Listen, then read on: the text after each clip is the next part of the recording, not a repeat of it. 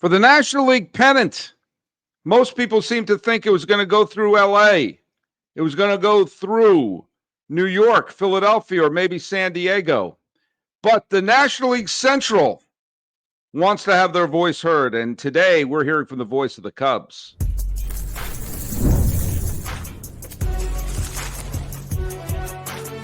You are Locked On MLB Crossover, part of the Locked On Podcast Network. Your team every day. Hello, baseball fans, and welcome to a Locked On MLB, Locked On Cubs crossover. This is the podcast. We talk about all of Major League Baseball or all about the Chicago Cubs all season long. I'm your host, Paul Francis Sullivan. Please, I'm begging you to call me Sully. Follow us at Locked On MLB Pods on Twitter or whatever they call it these days, and on Instagram. I'm your pal Sully at Sully Baseball Podcast on Instagram. Best way to get a hold of us is to use the comments right here on the YouTubes. And today's episode is brought to you by GameTime. Download the GameTime app, create an account, and use code LOCKEDONMLB for $20 off your first purchase. But as I said, I am not flying solo today. We're talking NL Central. So I'm bringing in the great, the legendary Sam Olber of Locked On Cubs. How are you doing, buddy? I am doing okay, considering the way things have gone here the last couple of weeks. How are you? I'm all right. I've got, as you can tell, I've been outside. Yeah, and I haven't, as you could tell. Yeah. Yes.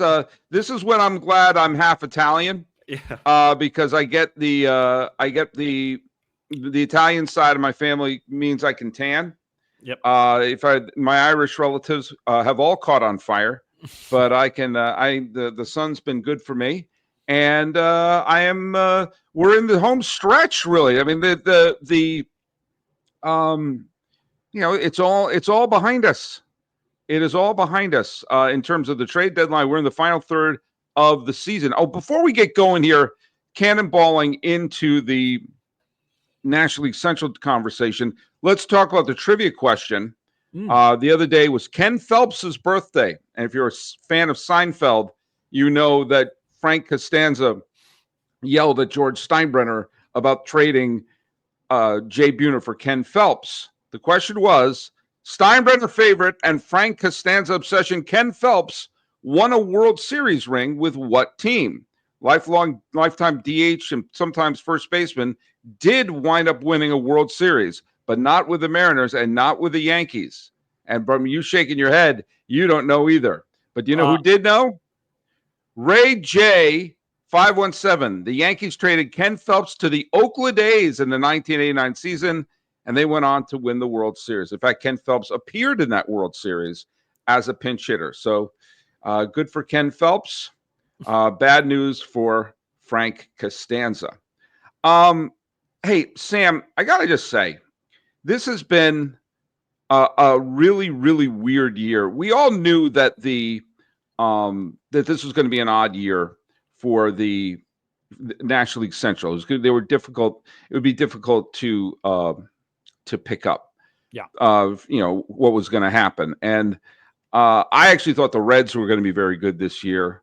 Some people thought the Pirates were going to turn the corner. The Cubs seem to be the easy pick, but as we're sitting this recording so peacefully right now, the best team in baseball is the team that sold in the offseason, that shed payroll. And the Milwaukee Brewers, as we're sitting here so quietly here, the Brewers have the best, not the best record in the Central, where some people are like, 88 wins, might be able to pull it off. No, they would have home field advantage right through Game 7 of the World Series. From a Cubs fan's point of view, how the hell did this happen? 45-16 in their last 61 games, the Brewers. Mm-hmm. How did it happen? You know what? Obviously, the extent of this stretch is surprising, but I got to tell you, Soli, on our show, we're always looking at the Brewers. They are the team that has really, dominated the NL Central since 2018. In 2018, the Cubs had a fairly big lead in the division, won 95 games. The Brewers caught them at the very end. They won game 163 at Wrigley. Ever since then, the Brewers have kind of owned the division. I think it's been, I don't count 2020 when the Cubs won, 60-game stretch. Outside of that, I think maybe the Cardinals have won one, and it's been all Brewers. How did it happen? They just seem like they have a really, really good organizational identity.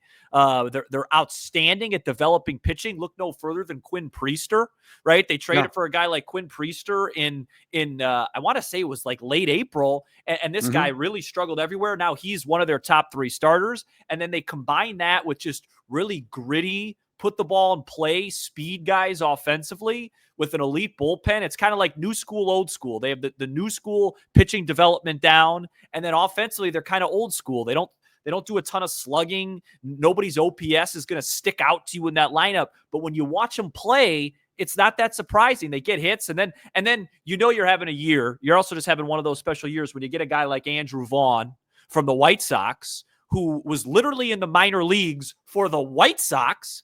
And since he's been a Brewer, he's hitting 373, and he's basically he's been one of the best hitters in baseball since the Brewers got him. It's crazy.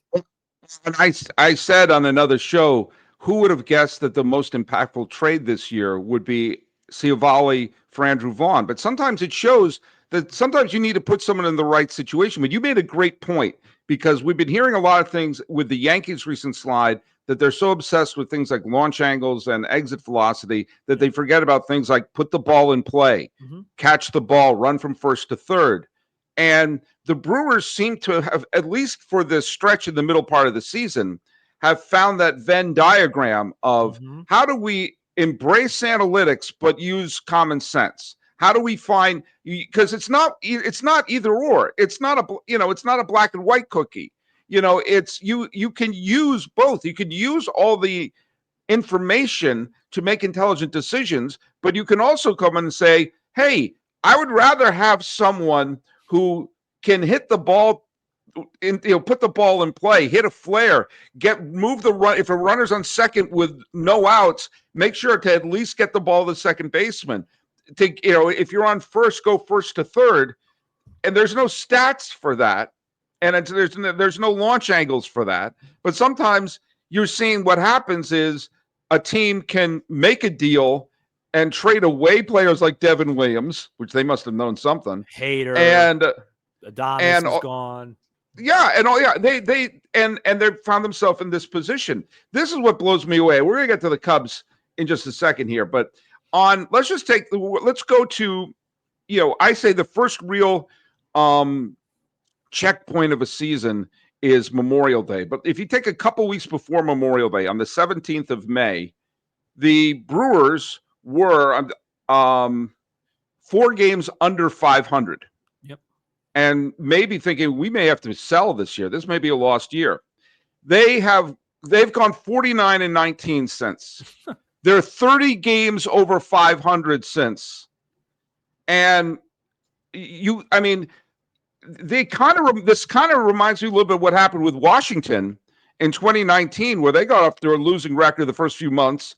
They hit the aft thrusters, and everyone kept saying, "Oh, but they have a bad history in the postseason. They have a bad history in the postseason." Right. And they won what I think are 2 of the most underrated deciding games. That Game 5 in LA and the Game 7 in Houston, both with big home runs by Howie Kendrick.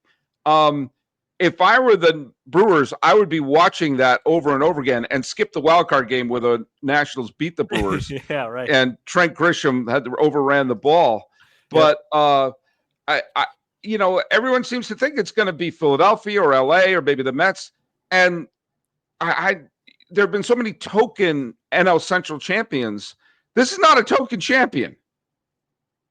No, definitely not. I mean, the only thing I would say about what you just said is, the stuff that they do, there's not a stat for it. The only stat is wins. They know how to win, man. It's crazy. And,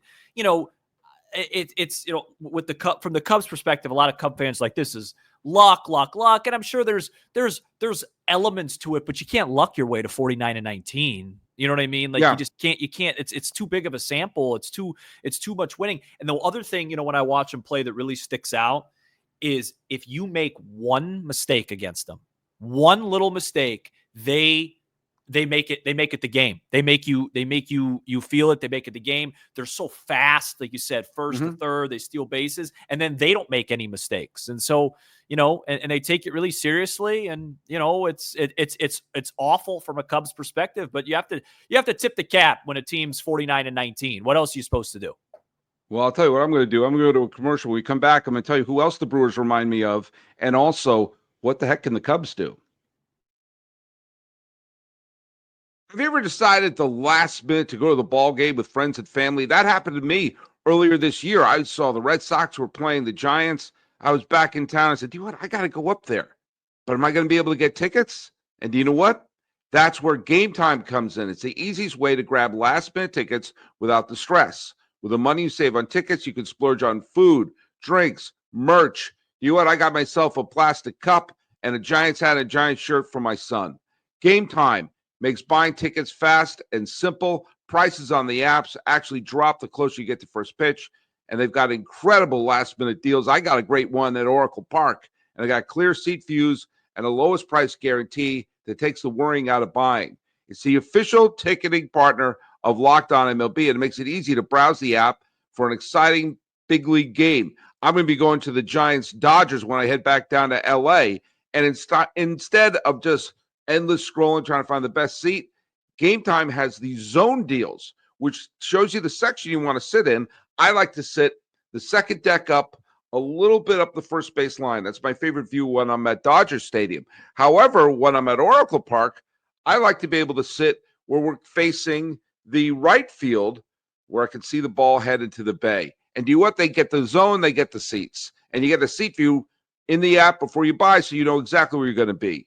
So you got to take the guesswork out of buying tickets online with GameTime. Download the GameTime app, create an account, and use the code LOCKEDONMLB for $20 off your first purchase. Terms apply. Again, create an account and redeem the code LOCKEDONMLB for $20 off. Download the GameTime app today. Last minute tickets, the lowest prices. They're guaranteed.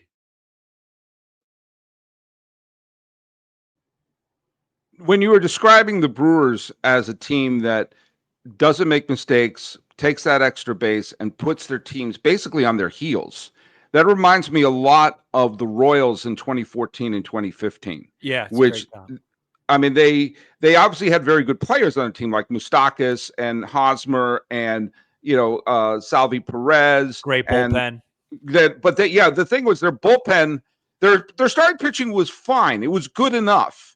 And if they had the lead by the sixth inning, the game was over.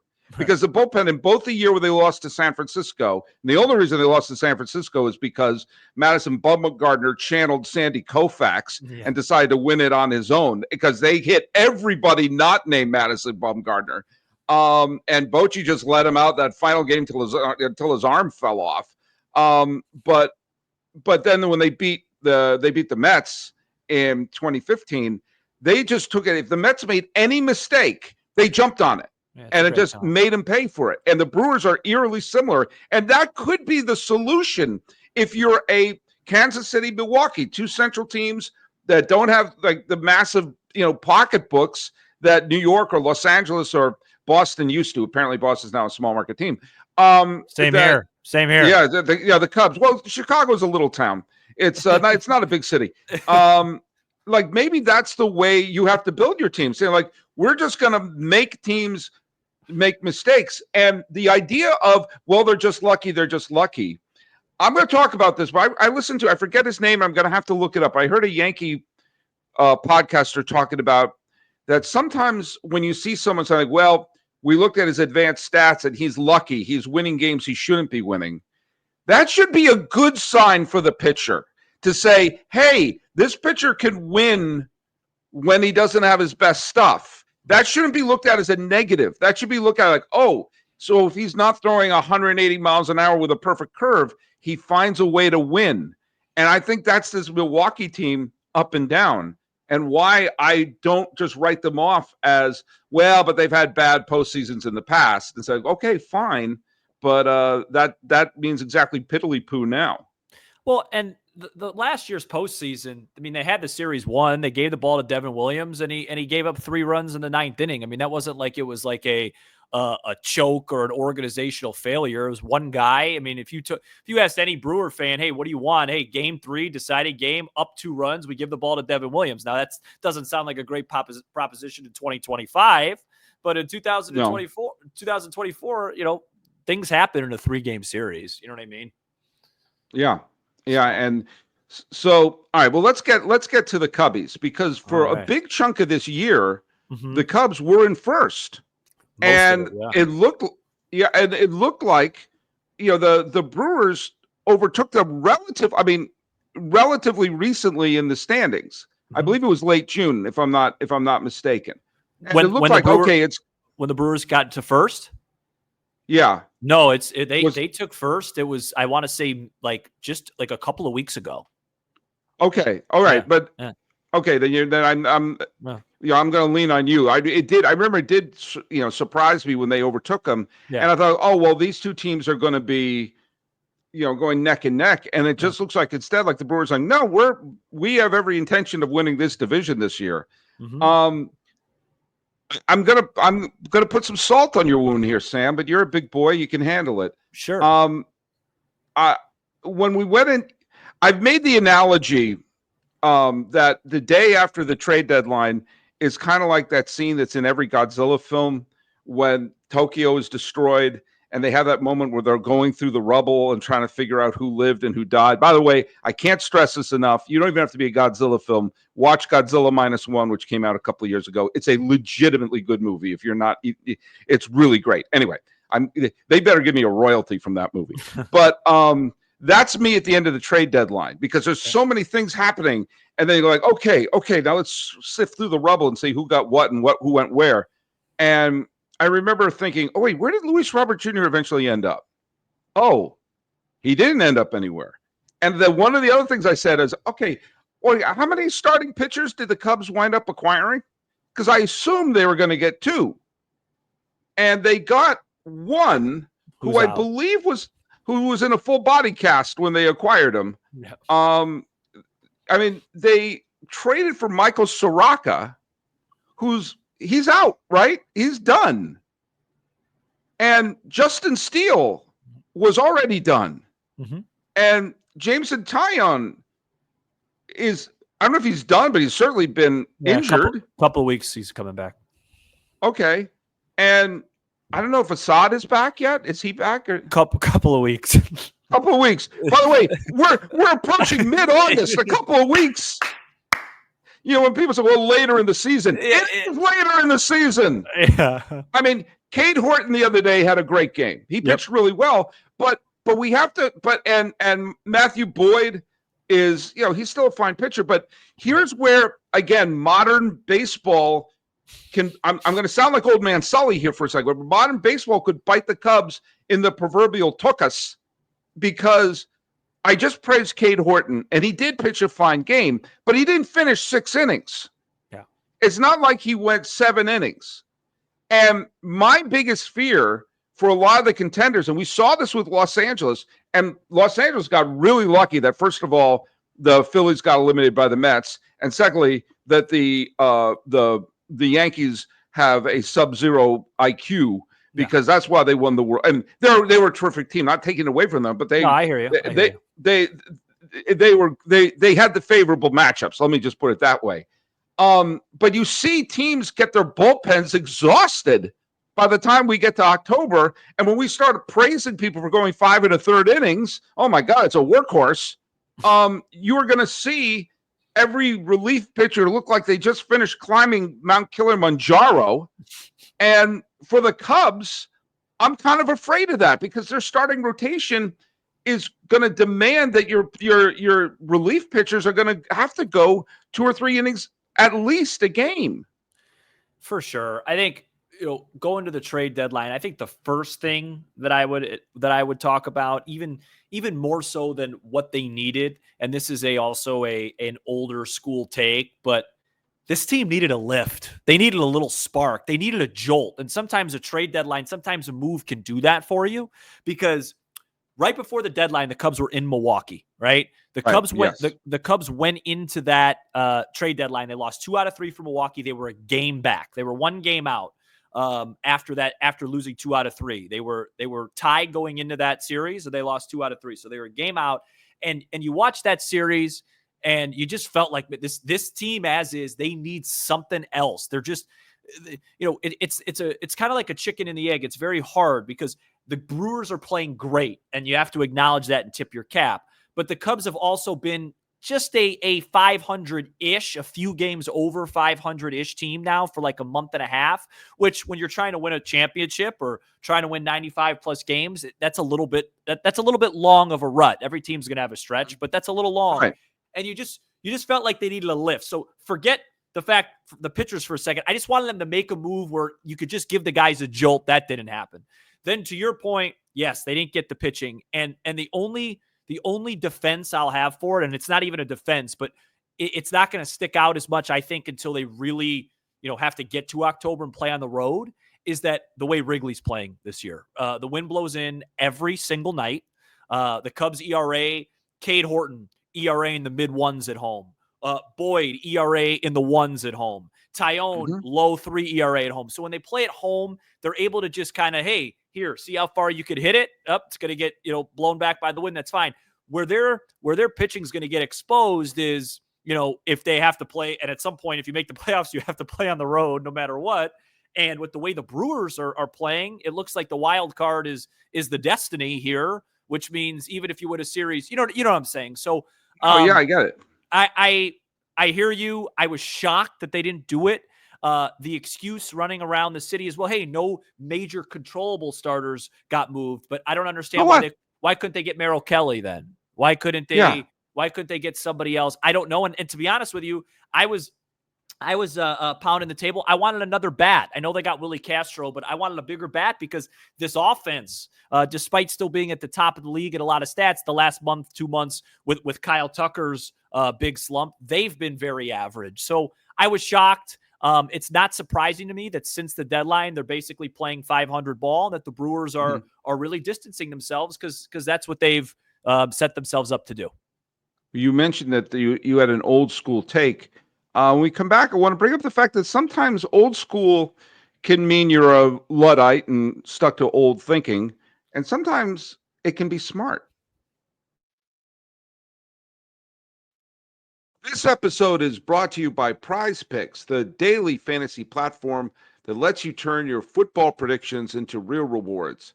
Preseason is already heating up, and college football isn't far behind. It's the perfect time to lock in your season-long, more or less picks for the 2025 seasons, all before week 1 kicks off. Whether you got your eye on a big-name quarterback or breakout running backs, PrizePicks makes it easy to get into the game. Now, if you make a couple of your early picks, like, okay, let's have Josh Allen for more than 27.5 touchdown. That feels like a solid shot. I know all about Josh Allen, and my preseason picks help me get a feel for how the year could go. It's like a fun warm-up for the full season. Will it be the Seahawks year? Will it be the Las Vegas Raiders year? I got my money on the Houston Oilers. Yeah, I know they're called the Texans now. Now, download the PrizePicks app today and use code LOCKEDONMLB for $50 in lineups after you play your first $5 lineup. That's LOCKEDONMLB to get $50 in lineups after you play your first $5 lineup. PrizePicks, run your game.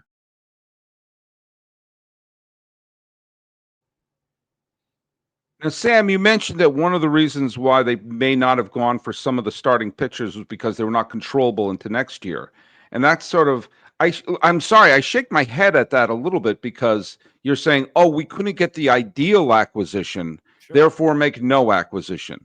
It's okay if you have someone you don't have control over after this year, but you are going for it this year. You didn't make the trade for Kyle Tucker because you have this big long-term, it will be great in a couple of years. You have a chance to win now. You have a vulnerable Phillies team. You have a vulnerable Dodger team. You have a vulnerable Met team. And you have a Brewer team that's playing wonderfully, but there's always a team that's great in the regular season that stubs their toe in the postseason. Hello, 100-some-odd win Baltimore Orioles a few years ago who got swept. If you're trying to win and you see there's a potential lane there, okay, the ideal situation, you get someone that, they're all locked up for a couple of years or whatever, fine. But what about it's not either or. All right, well, this one will help us win now. And you made a great point that sometimes, you acquire a bat to spark the lineup. Even if it's, you're like, okay, where are we going to put this person? Let's just put someone that gives a new jolt of energy to the lineup and takes away an out.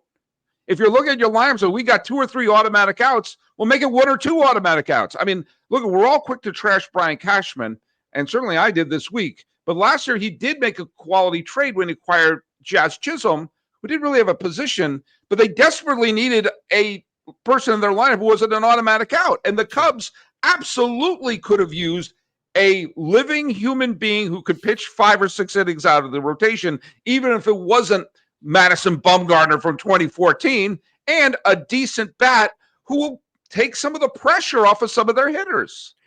Yeah, and it's like the playoff system now giveth and taketh, right? Like we always hear about, it's so random now, you never know.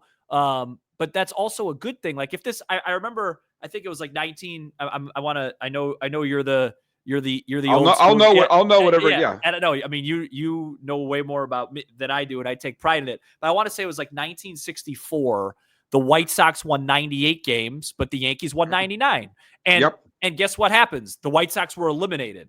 That's not the case here, right? You have this opportunity where even if the Brewers win 103 and you win 97, you take care of business in your wild card, then you get to go play them, right? So everybody has an opportunity. It's not like this, what can you do? You know what I mean? You could still go for it. So I hear you. I don't get it. The Kyle Tucker thing is what made this so weird and contradictory.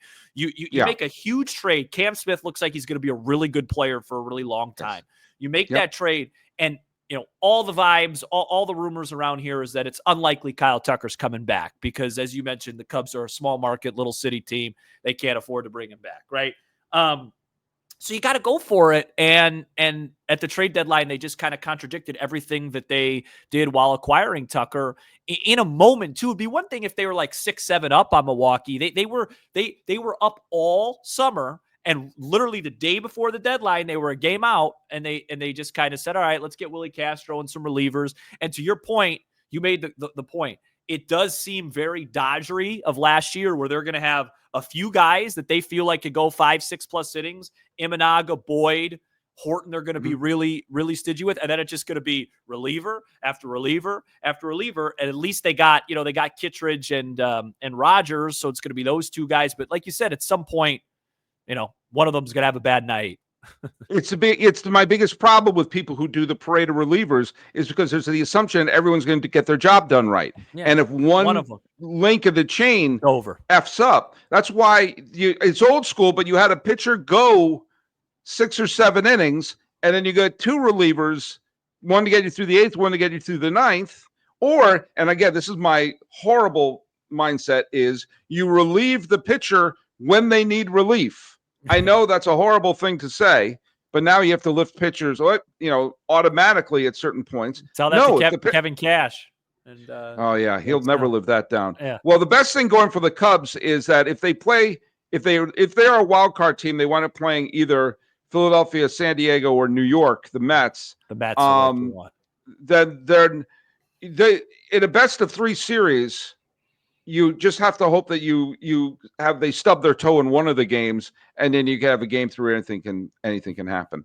Sam, before I let you go, tell me what would be a success for you short of winning the World Series this year? Yeah, it's a great question. That's the $1 million question. Now, if they were to somehow come back and find a way to win this division, I think it'd be a tremendous success.